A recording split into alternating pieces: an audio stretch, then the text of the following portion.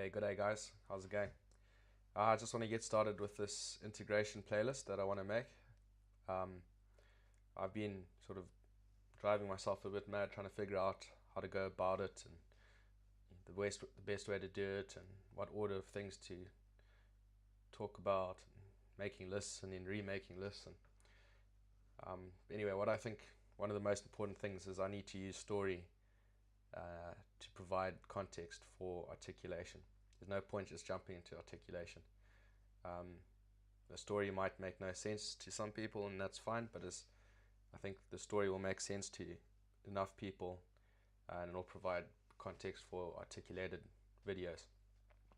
So I might do it so that I might have like one main story, um, and then in the so it'll be like video. Get a bit of a naming thing going. So it might be the main story will be 1.0, and then after that it'll be 1.1, 1.2, and each of those little things might have a story, but in the context of the main story they'll all make sense. So what I'm going to sort of use is this phrase I came across recently: I choose, therefore I am. And it's based off of Rene Descartes' famous phrase, I think, therefore I am. And for those who that doesn't make sense to, Descartes was, I think this is like 400 years ago. He was skeptical about religion and about science and all sorts of things. He didn't really know. He wanted to find something that he couldn't doubt and use that as a foundation to build his worldview on. And he came up with, well, I have my consciousness and I cannot doubt, no matter what I do, I can't doubt my consciousness. So one thing I know is true. And then he used that to build his worldview. And I suppose the criticism of that is that it becomes overly rational. It doesn't make space for the unknown, for the unconscious. And it sort of takes out subjectivity from it. It's all about objectivity. So this is a book I was reading. I think it was called God is Not Dead, or I can't remember the author's name, but he brought this up and he said we should change I think, therefore I am to I choose, therefore I am, because your choices are gonna, it's an objective exercise to choose, but it's also is what causes your subjective reality. So I'm gonna sort of give you a choice, go through what I mean by that, and it'll should provide context. That's the aim. I'll probably struggle to do that. Right, so this is that first choice that I'm gonna offer you, is that you're gonna have to, at some point in your life, you choose between going to make your own mistakes. I'm gonna make my own mistakes, or the choice is I'll have faith in the shared map. And by shared map, I mean sort of like, it's a term I got from Jordan Peterson's book, The Maps of Meaning, and he talks about in life, like up to adolescence, what you're doing psychologically is you're trying to adopt the shared map. You're trying to understand it and line yourself up with that, right? Teenagers aren't being critical about too much. They're just trying to understand what's going on, understand what people think is good and what people think is bad. Then once you get into adulthood, then you start, tinkering around with the map, and you start making your own representation, and of course you get conflict between the shared map and representation. So this is what I'm saying is, are you going to create your own, because your mind is a representation, you're going to create your own representation, starting with the shared map and rejecting bits of it and adding things in, or you're just going to have faith in the shared map. And every single one of us has faced this choice, not explicitly. It's never explicit to any great extent. It's very implicit. So whether you believe it or not, you've made this choice by the time you're probably 23 or so. Let's say 25, if you're a Western person. And I think I'll illustrate this. I'm going to use where I think I made that decision, or the lead up to that decision and after the decision.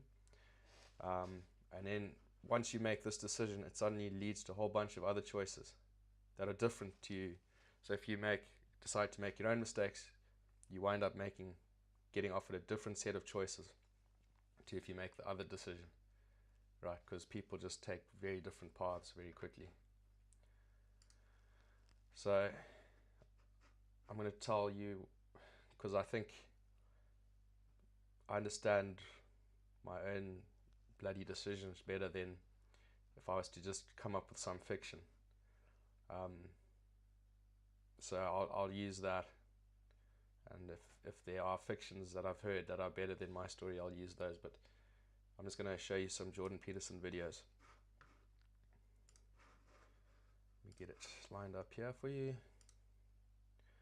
Right, so here's Jordan Peterson, and he's talking about this decision in this first video. In the second video, he talks about people who make the decision to keep the shared map or stay faithful to the shared map.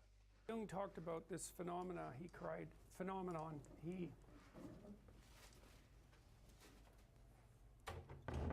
described as retrogressive restoration of the persona.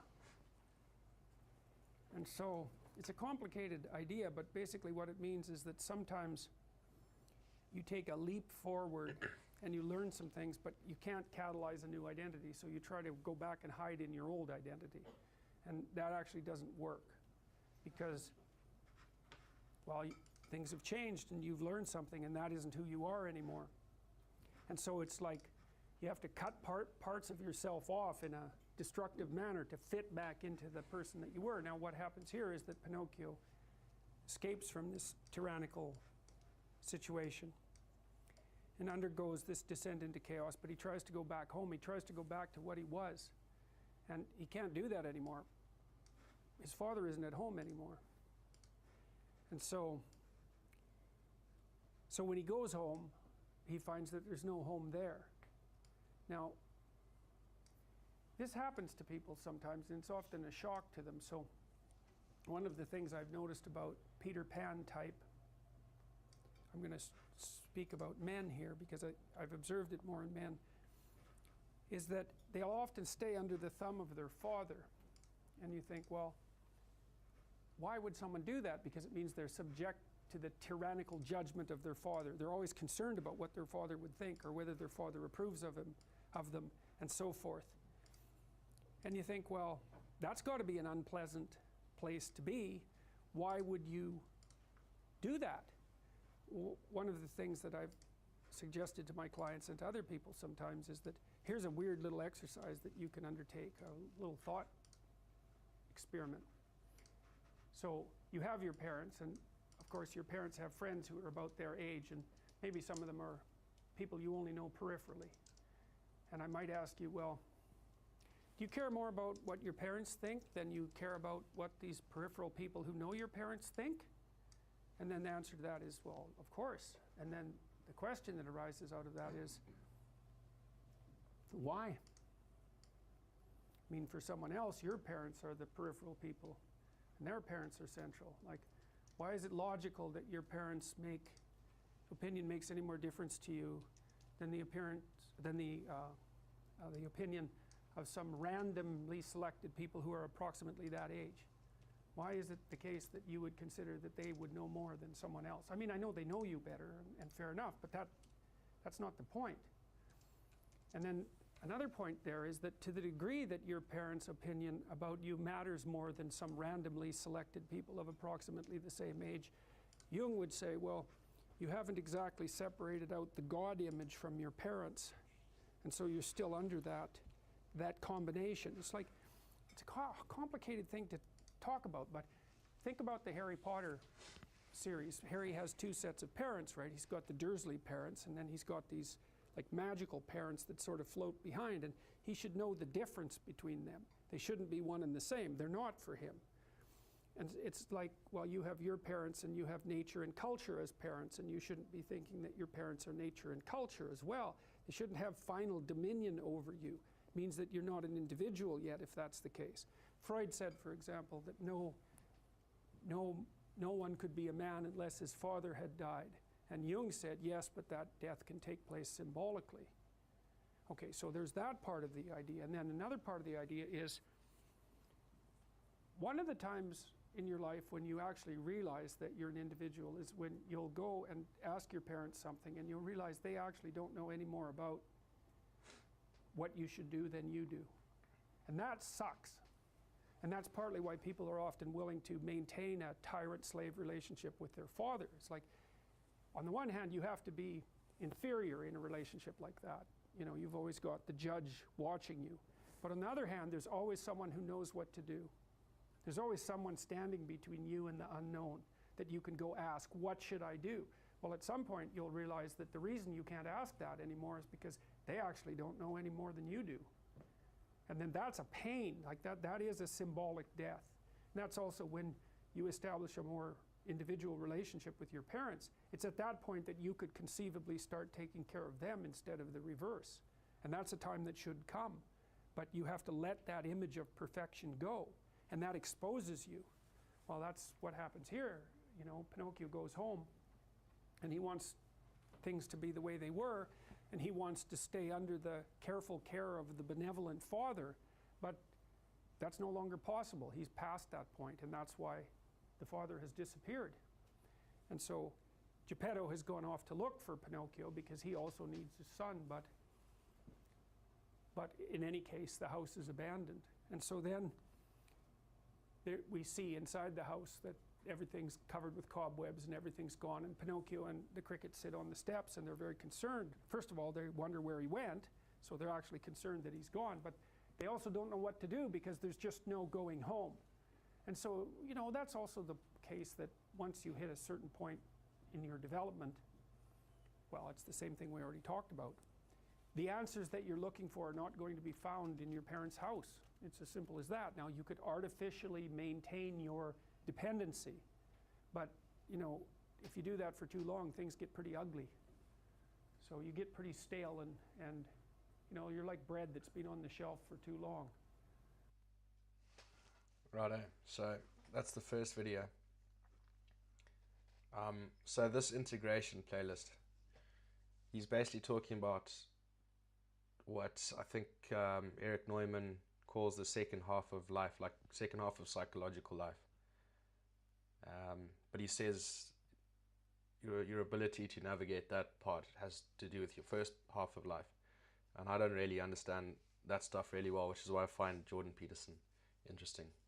So I'm going to show you a video where he talks about an agoraphobic woman, and he basically shows how if you make the choice to depend on the shared map, you know, you might be fine till you're 40, but the older you get, the more these sort of anomalies you can't deal with are going to appear, and they're just going to rock your foundations. So this integration playlist is also, Carl Jung talked about individuation, and he says it's the second half of life that you individuate. But all of this stuff is the first half. I really can't get my head around fully. Like, that's why I read Carl Jung, because these guys, you know, like, they were 60 years old when they were writing some of their books, and they were psychologists their whole lives. They had clients and they talked to people, and so they're going to have insights that I don't have. But it's all this stuff, like, you know, when you're really young, your ego is in the unconscious, which means you're not aware of your ego. It's only later that you become aware of your ego, then you've got to deal with that. And so let me show you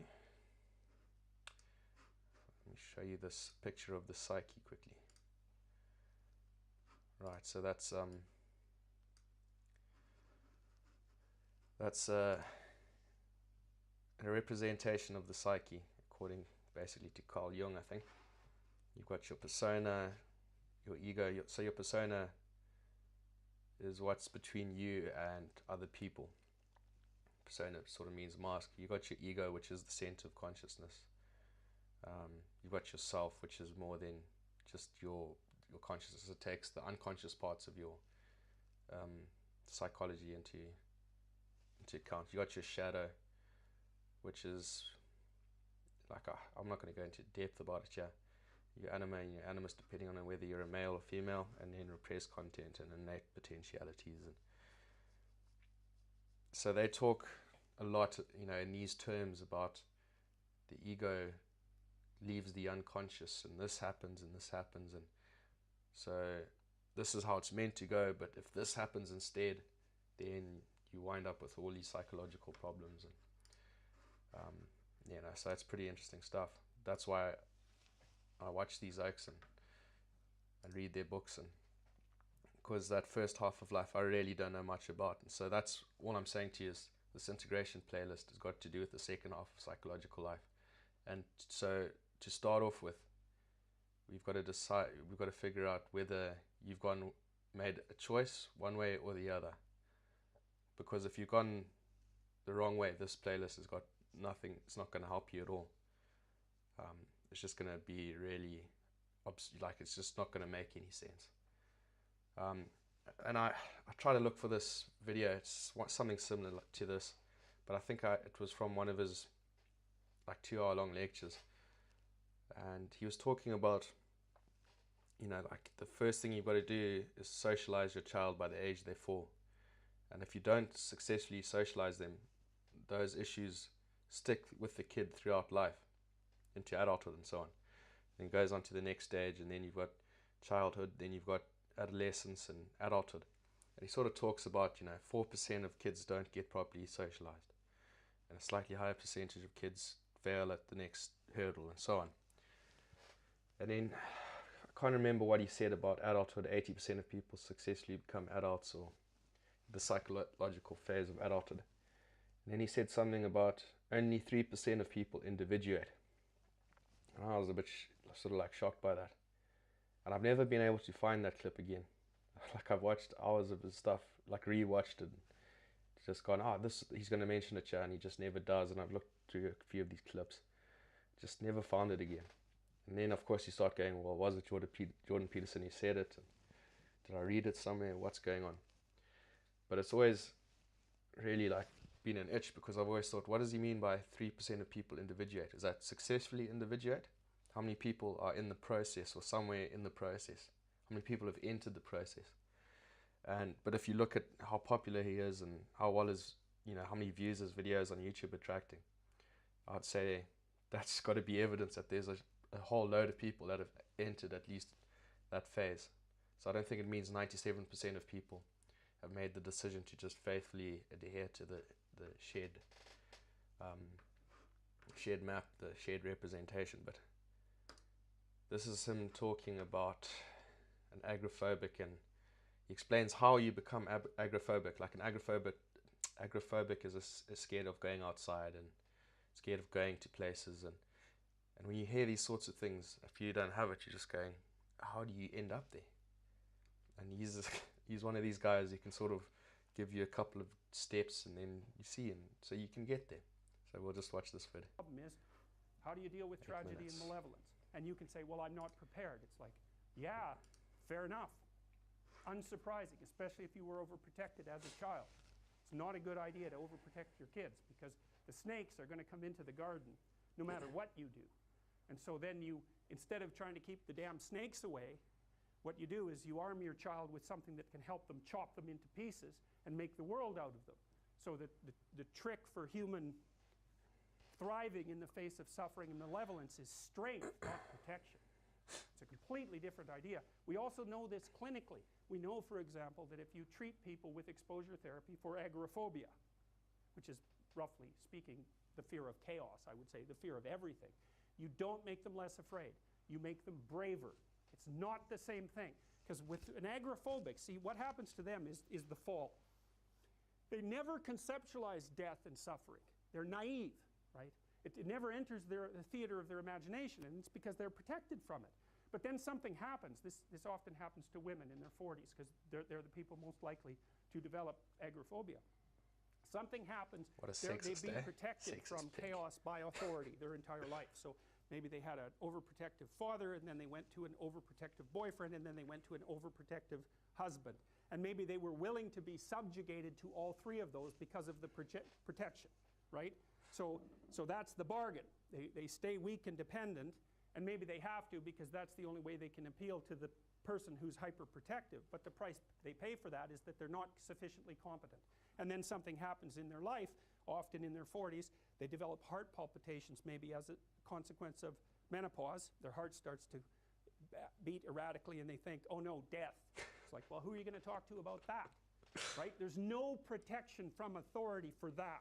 Or maybe their friend gets divorced, or maybe their sister dies, or something like that. It brings up the specter of mortality and maybe the specter of malevolence and mortality. And it brings it up in a way that authority, recourse to authority, cannot solve. And so then they have panic attacks. What happens? They go out, they get afraid, they feel their heart beating, then they get afraid of their heart beating because they think, oh no, I'm going to die. And they think, oh no, I'm going to die, and I'm going to make a fool of myself while I'm doing it and attract a lot of attention. So the two big fears come up: mortality and social judgment. And then they have a panic attack. It's like fight or flight's gone out of control. Very, very unpleasant. Then they start to avoid the places they've had a panic attack. Then they end up not being able to go anywhere. So then Tiamat has come back, right? A huge monster, a little victim. And so what do you do with them? Well, there's no saying, no, there's no Tiamat.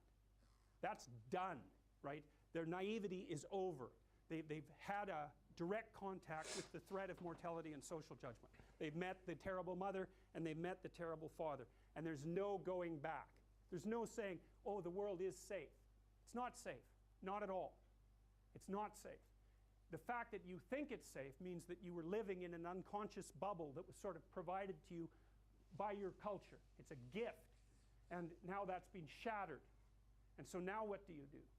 Well, the answer is you retreat until you're in your house and there's nowhere you can go. You're the ultimate frozen rabbit, right?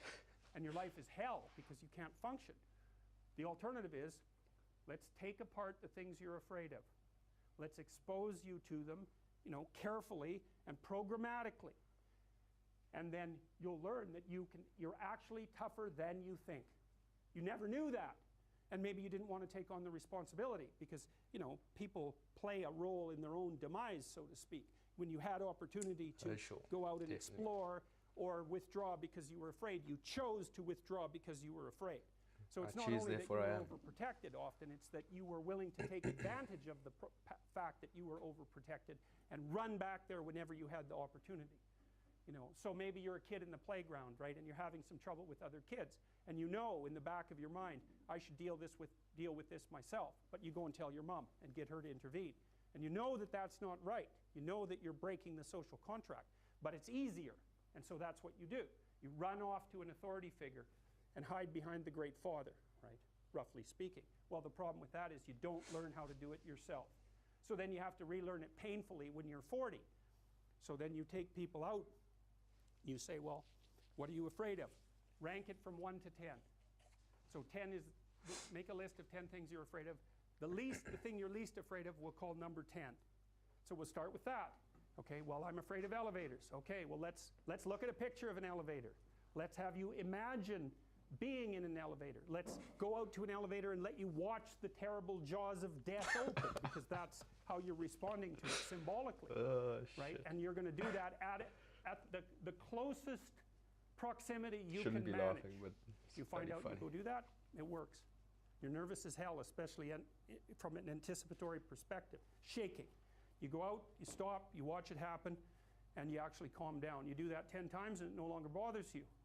Well, what you've learned that you didn't die, but more importantly than that, you've learned that you could withstand the threat of death.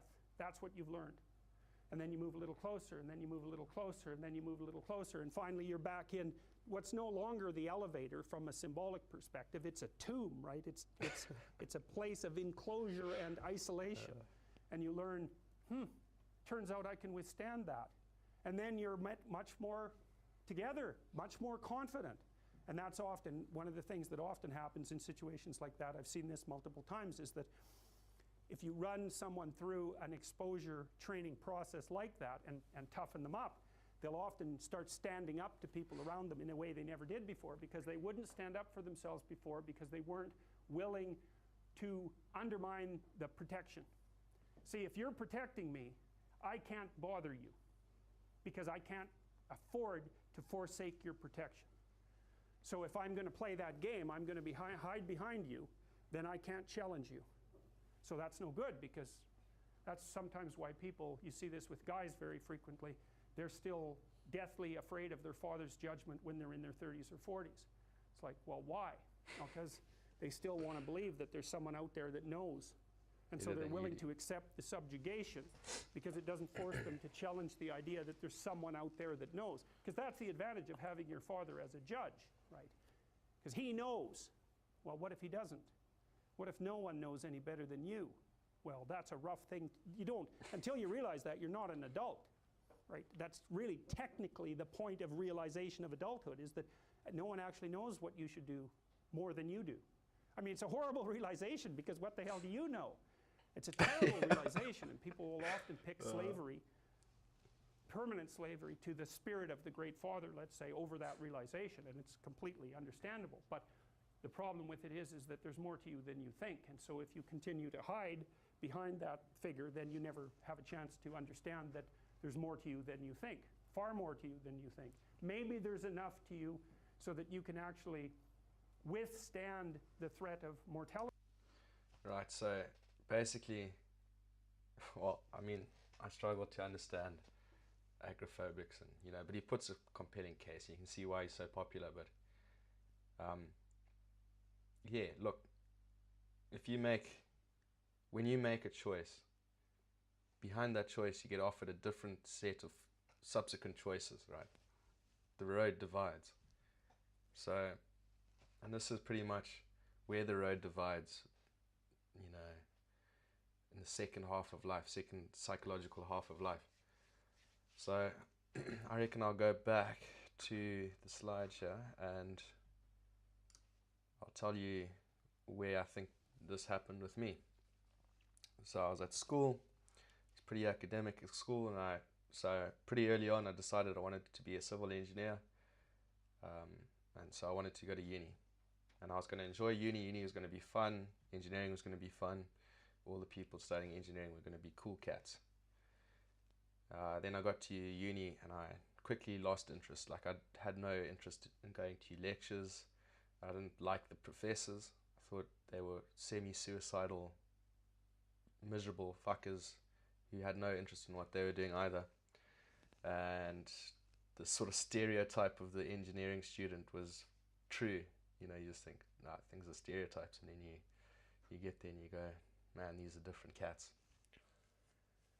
So you start criticizing university, but your knife is pretty blunt. You got to sharpen it up. And so over the years, my criticisms got better and better. Well, why are we doing this unit if it's made redundant by next year's unit, and it's making the last 2 years' units redundant? And you talk to professors about it, and it's just constantly you just hear, well, that's the way it is, like a fatalistic realism, just accept it the way it is. And I wasn't enjoying, I was enjoying the social life. I was drinking like a madman. I still probably drink like a madman. But anyway, I enjoyed the social side of uni 100 times more than I enjoyed the actual uni side of uni. So I wasn't studying.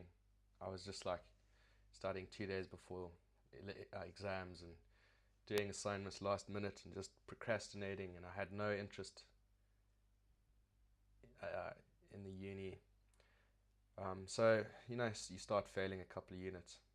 So then you decide, right, I'm going to use my will and I'm going to get it done. And then after that I can make my own decisions. And I just quickly realized that you can't force yourself to be interested. Like, you'd open to a page, right, I'm going to learn this chapter today, I'm going to get it done. You read, get halfway down the page, and you realize, I have no idea what's going on. I'm not paying attention. Try again. And after you do that about 4 times, you're just going, fuck, I'm not interested in this at all.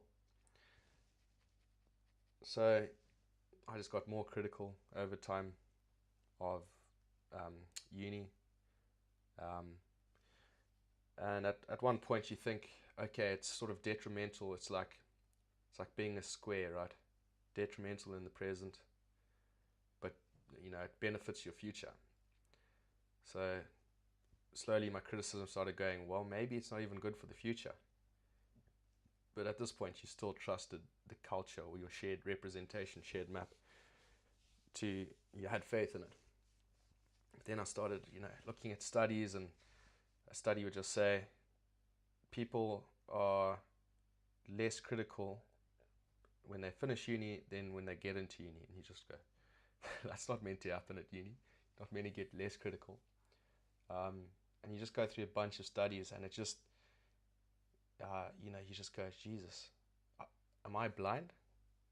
Because, I mean, I haven't been enjoying it, but I didn't realize objectively it was this bad.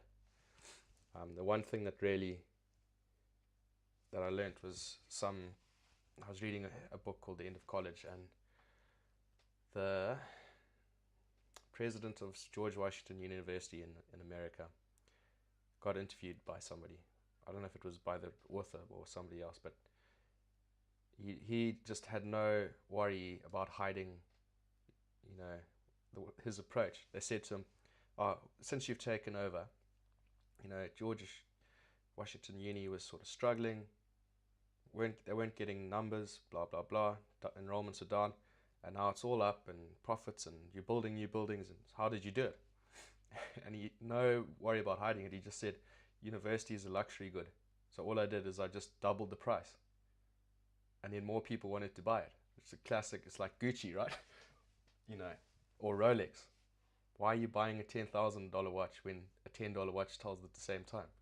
It's because you want to present yourself to people as a certain, it's like you're presenting a facade and you're saying, this is what I am.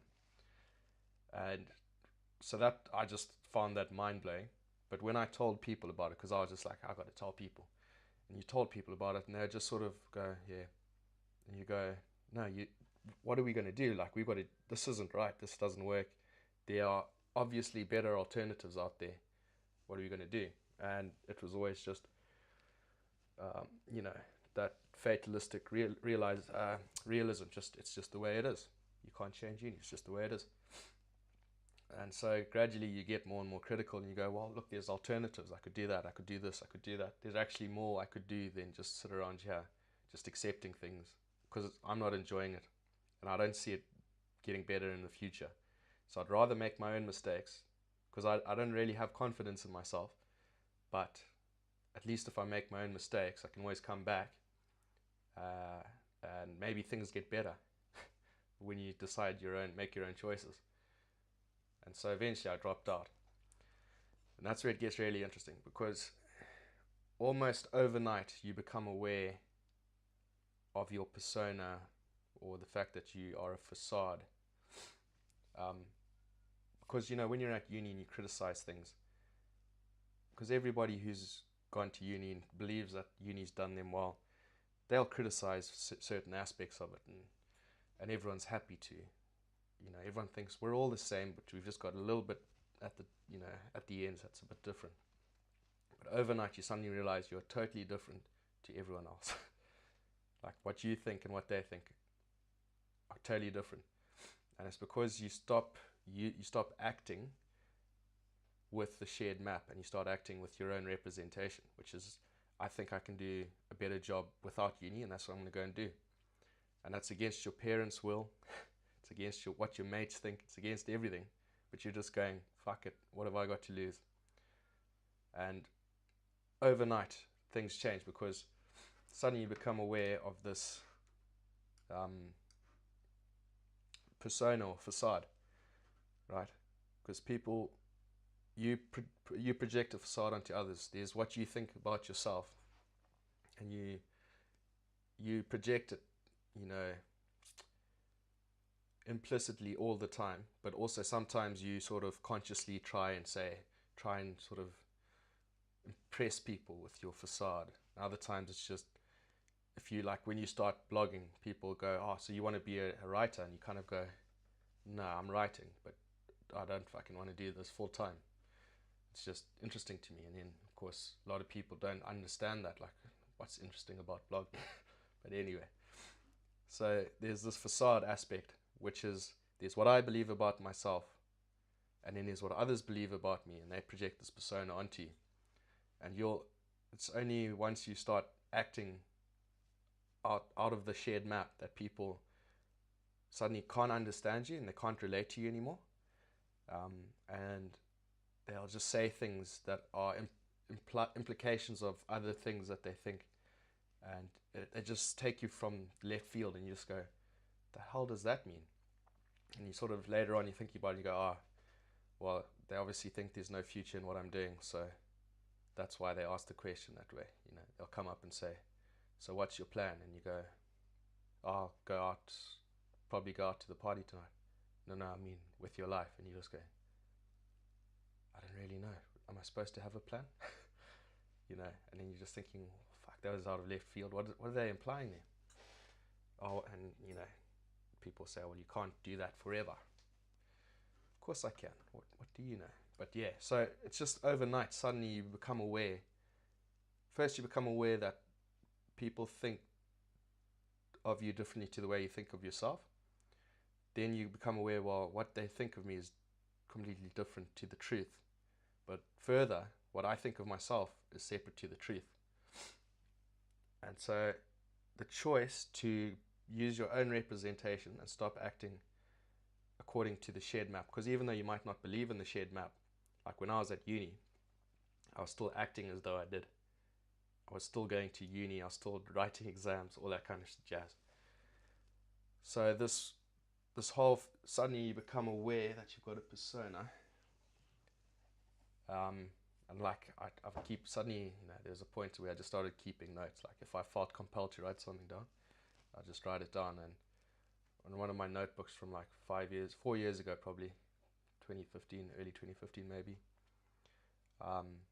the first page is like facade, and it's you, and then you project onto others, and others project onto you. Right, but the implication of this realization is the truth is separate to what you think you are. The truth of you is separate to what you think you are. What others think, the truth is separate to what others think. But of course, it's not just limited to of you, it's of everything, of politics, of economics. Even capitalists who are more right than socialists, in that it manifests in nature, it takes place in the culture, blah, blah, blah. But a lot of pro-capitalist people who enjoy life because they're capitalist rather than socialist, they enjoy every transaction to them is a continuation of a civilization. They're standing on the shoulder of giants, and they are contributing to the future generations. Every transaction, every time you fill up petrol, that's what a capitalist feels, whereas a socialist feels like they're getting robbed. So, but still, most capitalists didn't see the global financial crisis coming. So you go, they're more true, but it's still not the truth. Right, so suddenly, just because you stop acting, and it's a choice, but you don't know what the full options are. You're just kind of going, maybe I'll enjoy life more if I just go on my own. That's all you're intending. You're not intending to open up a rabbit hole that you fall down. That's not the plan. That's what takes place. And suddenly you become aware that there are like 3 immutable categories. 3 things you have no power to change. They are the way they are, but together they fucking give all of life its meaning, right? So these categories are nature, culture, and consciousness, and there you are in the middle, right? People try to control their consciousness, Buddhists, and it's like when I was trying to just will myself to study, and I just couldn't do it. It was just this beast I had no control over. It's like meditating, trying to quiet the mind, and they go, people go, you should do it. You go, why are you trying to quiet your mind? Because all our thoughts are the source of our problems. And you go, I think you're doing something wrong. Most of us use our thoughts to solve problems, and then in the next breath they'll say, I can't even quiet my mind for 30 seconds. So they can't do what they're trying to do to solve the problem, right? And then I'll talk about this more, and like it'll be the next sort of keystone, the next 2.0 or 3.0. But when you start trying to do things, now you're not going to go along with culture and become an engineer and take that course. So you try and start a business, but you just can't. It's like you want to will your business to be successful, and when it's not being successful, and you try and apply your will, and oh shit, This fucking chair. I don't trust the bastard. Back almost went out of it. You're just trying to will yourself to make your business successful. Sometimes you can't do that. What's going on here, man? Yeah, you just if you try and that makes you realize, well, there's nature. People have to choose what, they've got choices of things they can buy, and what you're selling has to be in the list within, and they've got enough money for it. So if you're coming 10th and they've run out of money, you're not their choice. And then you become aware of culture, that you can't just, persuade people at hand and just walk around persuading people. No. And of course, a lot of things depend, you'll think a lot of things depend on you persuading a whole load of people, and they don't. But you just realize that these are immutable categories. So what you're trying to do is you then start integrating, right? Where you get a bit of an overlap between the knowledge that is in nature waiting for you to discover, and in consciousness and in culture. And you want them all to overlap. You want consciousness to explain culture, to explain to how it works with nature. Right? So it's like, but of course these other overlapping areas, between consciousness and nature and culture and nature, and they're also more useful. It's like libertarians, for example, understand economics and nature. So they've got consciousness to overlap with nature, but culture doesn't. They can't, they can only get 3% of the vote when they go to politics. So they need to integrate culture into their mind and to their representation, so that they've got to come to certain realizations and go, politics isn't economics, it's more than economics. But yeah, so the point is, you want to get more and more integrated. You want to go from that to that. And like I was saying earlier, I think it was Jordan Peterson who said 3% of people individuate. But there's no ways that's 3% of people start the process. I think it's 3% of people will probably successfully do it. But I don't know how many people start the process, but it's got to be 25% plus, it's got to be quite a lot of people. Just by looking at YouTube, there's just serious numbers watching. Like Jordan Peterson's just been debating Sam Harris about, Jesus, it's just frustrating to listen to. Like Sam Harris just gives me the shits at the moment, because he just isn't hearing, and all of his objections just sound to me to be petty, and you just go, fuck, what are we talking about? Why don't we just leave this bloke behind? Anyway, that's the goal with integration. So let's go back to the choice.